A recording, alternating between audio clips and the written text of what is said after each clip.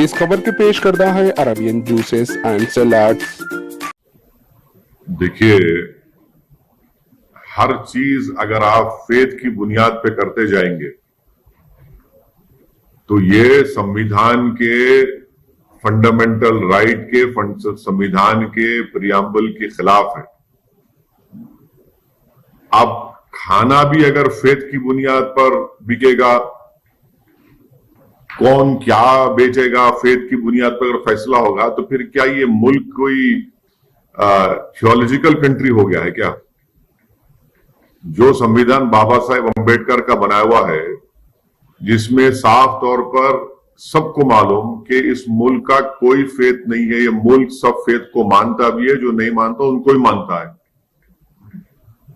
और अगर मैं किसी दुकान से तरकारी खरीदता हूं या मच्छी खरीदता हूं या मटन खरीदता हूं या बीफ खरीदता हूं और जो इलीगल नहीं है और मैं अपने घर में पका के खाता हूं, तो आपको तो मैं मजबूर नहीं कर रहा हूं ना खाने के लिए, मैं तो अपने घर ले जाकर उसको पका के खा रहा हूं। तो आप बोल रहे हैं ये हमारा बिलीफ है, हमारा फेथ है, तो मंगलवार को आप दुकान बंद कर दीजिए। ये कहां पे लिखा हुआ है? किसने इख्तियार दिया आपको?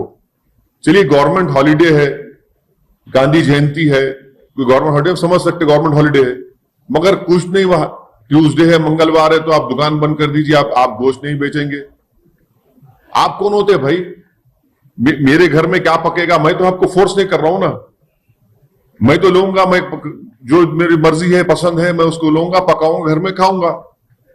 और आप बोल रहे नहीं बिलीफ है, फेथ है। ये कहां से आ रहा है फेथ बिलीफ?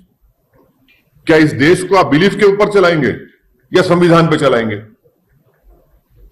अगर ये देश बिलीफ पर चलेगा तो फिर संविधान क्यों है? निकाल दीजिए संविधान, खत्म कर दीजिए संविधान को। आप फिर एक मजाक बनाकर रखे हैं क्या आप लोग? आप सत्ता में है तो असत्ता में है तो आपका बिलीफ है, फेथ है। अगर यही आपका फेथ और बिलीफ है तो मेरा भी फेथ है।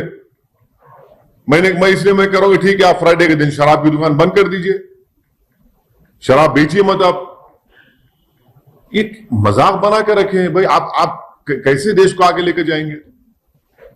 अच्छा, फिर ये क्यों कानून नहीं बनाते वो गुरुग्राम में कि भाई जितने हमारे गुरुग्राम में 5 स्टार हैं वो गोश्त नहीं बेचेंगे? बनाइए ना, चलिए बोल दीजिए पूरे 5 स्टार होटल में गोश्त नहीं बिकेगा, कोई सर्व नहीं करेगा। ये सिर्फ और सिर्फ इस देश की जो खूबसूरती है, उसकी डाइवर्सिटी, उसकी प्लुरलिज्म को खत्म करके इस देश को एक थियोक्रेटिक कंट्री बनाने की पूरी कोशिश की जा रही है। अब सुप्रीम कोर्ट का जजमेंट है कि right to privacy fundamental right है। भाई मेरा ये प्राइवेट राइट है मेरा, मैं अपने घर में क्या करूंगा क्या नहीं करूंगा उससे आपको क्या? आप क्यों मुंडी झांक रहे हो उसमें, डाल रहे हैं अपना सर झांक रहे हैं मेरे घर में? ये सरासर गलत फैसला लिया गया है और इसी तरह के फैसले हर जगह पर शुरू हो जाएंगे। आपने कर्नाटका में बीफ बैन लगा दिया, 1.5 लाख से ज्यादा कुरैश बरादरी के लोग बेरोजगार हो गए। अरे भाई, बीफ बैन लगाने से उसमें क्या, ये किस बुनियाद पर किया गया? तो इस तरह से हर तरीके से लोगों को बेरोजगार बनाया जा रहा है, इकोनॉमिकली उनको हर्ट किया जा रहा है, बिलीफ के नाम पर, फेथ के नाम पर। और इससे नफरत बढ़ेगी, देश में नफरत बढ़ेगी, देश में उन लोगों के खिलाफ नफरत बढ़ेगी जो मटन खाते हैं, जो चिकन खाते हैं, जो नॉन वेजिटेरियन है, उनके खिलाफ आप हेट्रेड बढ़ाएंगे और कुछ नहीं करेंगे। तो इसलिए हम ये चाहेंगे कि भारतीय जनता पार्टी जो सत्ता में है हरियाणा में और देश में है, वो देश को संविधान से चले और उस फैसले को रोके फौरन, इमीडिएटली इसको वापस ले जाना चाहिए। आप क्यों? पहले पूरी इकोनॉमी डाउन है और क्या सिर्फ गोश्त बेचने वाले से मुसलमान है, उसमें नॉन मुस्लिम नहीं है क्या? उनके पेट पे क्यों लात मार रहे हैं आप? जो उनका एक जो नुकसान होगा उस दिन क्या करेंगे उसके लिए? आप क्या खाएंगे? वो उनका दुकान का किराया देना है, उनके 10 एक्सपेंडिचर है, नौकरी तो दे नहीं पाई सरकार, मिडिल क्लास जो भारत में था वो अब पुअर हो चुका है, डेटा आ चुका है। ऐसे माहौल में इस तरह की हरकत कर रहे हैं, और वो भी इतना इंपॉर्टेंट शहर है हमारे कंट्री का, गुरुग्राम। वहां पर जहां पर बड़े से बड़े सॉफ्टवेयर कंपनीज हैं, 5 स्टार होटल्स हैं, एक इकोनॉमिक ग्रोथ सेंटर है, वहां पर इस तरह का वाहियात किस्म का फैसला ले लिया गया। इसको हम कंडेम करते हैं और भारतीय जनता पार्टी से डिमांड करते हैं कि वो फौरन इस डिसीजन को वापस ले। पर सर आपने ऐसा क्यों कहा कि फ्राइडे के दिन शराब मैंने एक आपको ये कहा कि अगर आप फेथ की बुनियाद पर ये कह रहे हैं कि ट्यूसडे के दिन कोई मटन चिकन नहीं बिकेगा, तो फिर मेरा फेथ क्या है? फिर मेरा फेथ नहीं है। मैं क्या बराबर का शहरी नहीं हुआ एज एन इंडियन मुस्लिम? आप ये कहना चाह रहे हैं कि आपका फेथ मेरे फेथ से बढ़कर है। आप ये कहना चाह रहे हैं कि आपको ज्यादा कॉन्स्टिट्यूशनल राइट से मुझे नहीं है। इसीलिए मैंने क्वेश्चन रेस किया है। अगर आपका फेथ आपके लिए इंपॉर्टेंट है, मेरा फेथ भी मेरे लिए इंपॉर्टेंट है। अगर आपका बिलीफ आपके लिए इंपॉर्टेंट है तो सबका बिलीफ इंपॉर्टेंट होना चाहिए। खाली आपके एक का बिलीफ कैसे इंपॉर्टेंट होगा? संविधान में तो सब बराबर है ना। कोई संविधान तो ये नहीं कहता कि ये मजहब का, ये बिलीफ वाला भारत का नंबर 1 सिटीजन है और दूसरा नंबर 2 सिटीजन है। यही तो मैसेज दिया जा रहा है सब चीजों से। तो बंगाल में खेला हो गई कि ना हो? अभी आप जो है ये चिकन मटन की बात हो रही है, इलेक्शन की बात बाद में होगी। अच्छा सर, आज आपको पता होगा कि आरएसएस के नए जनरल सेक्रेटरी बन गए दत्तात्रेय होसामी ने। तो उन्होंने कई बातें कही, उसमें से एक जो है बात कही कि लव जिहाद की। तो उनका कहना है कि लव जिहाद जो शब्द है वो संघ का नहीं है लेकिन केरल से आया है। तो उनसे पूछिए ना, उनके ही मानने वाले उत्तर प्रदेश में जहां जहां बीजेपी रूल स्टेट से वहां पर इस तरह का कानून बना रहे हैं। कोई अपनी पसंद से शादी नहीं कर सकता, कोई अपनी पसंद से मजहब छोड़ नहीं सकता। तो ये अनकॉन्स्टिट्यूशनल, इनका ये तमाम जो लॉज बनाए जा रहे हैं ये तमाम अनकॉन्स्टिट्यूशनल है, राइट टू इक्वालिटी के खिलाफ है, हर चीज के खिलाफ है, कॉन्स्टिट्यूशन के फंडामेंटल राइट्स के खिलाफ है। तो जमीरुल हसन साहब पार्टी टीएमसी बोल रहे हैं कि ममता बनर्जी को जितवाएंगे। हाँ, तो उनसे पूछिए भाई, मेरे को नहीं मालूम। और उन्होंने ये गुरुग्राम में जो डिसीजन लिया गया है उस पर आप विरोध कर रहे हैं।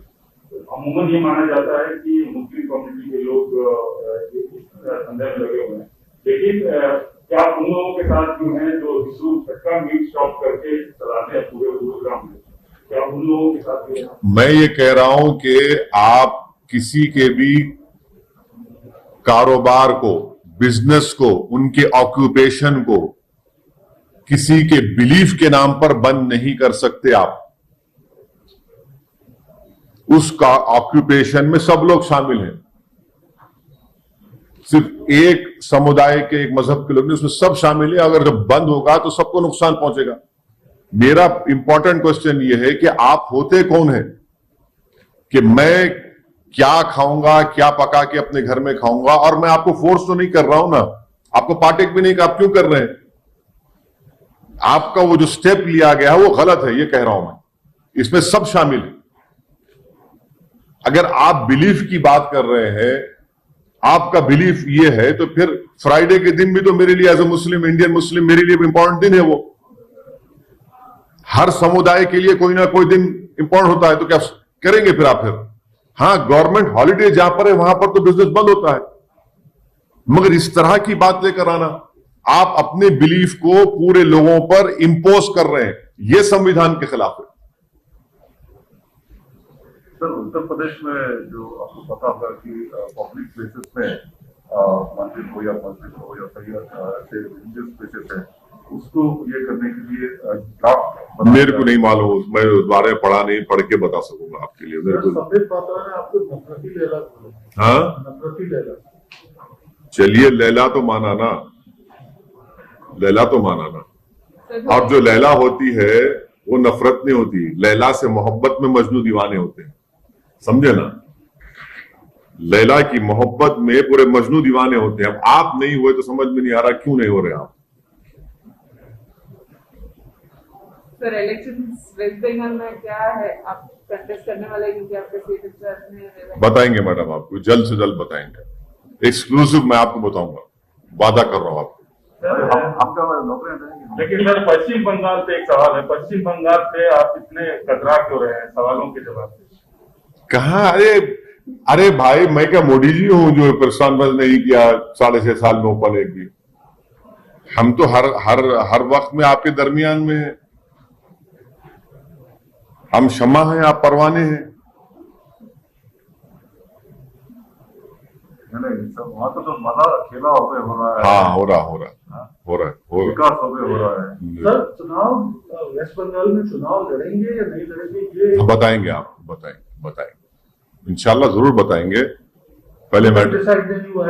पहले मैडम को बताएंगे अभी तक, लेकिन ये डिसाइड नहीं हुआ है कि अपन लड़ेंगे। नहीं, पहले मैडम को बताएंगे, फिर आप लोगों को मालूम हो जाएगा। अभी मैडम से वादा किया हूं, इंशाल्लाह मैडम को बताऊंगा और आप एक्सक्लूसिव चलाएंगे आप। सर जी बांग्ला नेटवर्क गेटिंग बांग्ला भी है सर, रिपब्लिक बांग्ला ही नहीं। नहीं, भाई लेडीज फर्स्ट। सर तमिलनाडु में आप किस तरह से आगे क्या प्लान है? 3 सीट लड़ रहे हैं जैसा आपको मालूम, और दिनाकरन साहब की पार्टी के साथ हम लोग साथ हैं। और मैं जाऊंगा तमिलनाडु, कैंपेन भी करूंगा और दिनाकरन साहब के साथ भी कैंपेन करूंगा और पूरी कोशिश करेंगे हमारे कैंडिडेट्स की कामयाबी के लिए।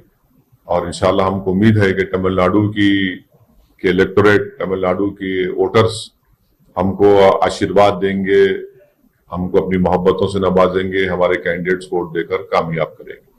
आपने इसके पहले कहा था कि तमिलनाडु में एक थर्ड फ्रंट होगा जो आपके साथ एएमएम के और बाकी पार्टियों के साथ होगा, तो क्या तमिलनाडु के लोग थर्ड फ्रंट के लिए देख रहे हैं? मेरा मानना यह है कि तमिलनाडु में एक थर्ड फ्रंट का बहुत पॉलिटिकल स्पेस है और वो पॉलिटिकल स्पेस को मुझे यकीन है कि जनाब दिनाकरन साहब उसको ऑक्यूपाई करेंगे। सर हाल ही में आप उत्तर प्रदेश है और वहां पे चर्चा किया, काफी सारे लोग आ रहे हैं, तो उत्तर प्रदेश का 1 साल अभी इलेक्शन के लिए 1 साल बाकी है, तो क्या कैसा स्ट्रैटेजी कर रहे हैं, प्लान कर रहे हैं? अभी हम लोग जो है जनाब राजभर साहब के साथ संकल्प मोर्चा बनाया गया है, भागीदारी संकल्प मोर्चा। उस भागीदारी संकल्प मोर्चा के एमआईएम पार्टी हिस्सा है, उसके जिम्मेदार, उसके कन्वीनर जनाब ओम प्रकाश राजभर साहब हैं, जिन्होंने अपनी मिनिस्ट्रीशिप से रिजाइन करके ये जो वंचित समाज के तमाम पार्टीज को उन्होंने जमा किया है और उनके साथ हम लोग काम कर रहे हैं। और इंशाल्लाह उन्हीं के भागीदारी संकल्प मोर्चा के साथ एमआईएम पार्टी उत्तर प्रदेश में चुनाव लड़ेगी और उसी की तैयारी में हम तमाम लोग जुटे हुए हैं। और इंशाल्लाह ताला 4 अप्रैल को मैनपुरी में, 4 अप्रैल को इंशाल्लाह हमारा मैनपुरी में एक और पब्लिक मीटिंग होगी। अब कंटिन्यूस यहां से हमारी मीटिंग्स होंगी। हाँ, नहीं, 5 अप्रैल को मैनपुरी में हमारी पब्लिक मीटिंग होगी भागीदारी संकल्प मोर्चा की, उसमें भी हम जाएंगे और इलेक्शन में हिस्सा लेंगे। सर राहुल गांधी ने असम में ये कहा है कि BJP wants to run Assam from Nagpur, आप किस तरह से देखते हैं? ये दोनों पार्टीज में क्या है, हाईकमांड कल्चर है। एक नागपुर है, एक फैमिली है,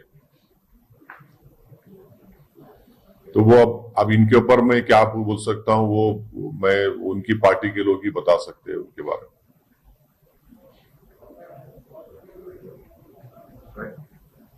ओके सर, थैंक यू।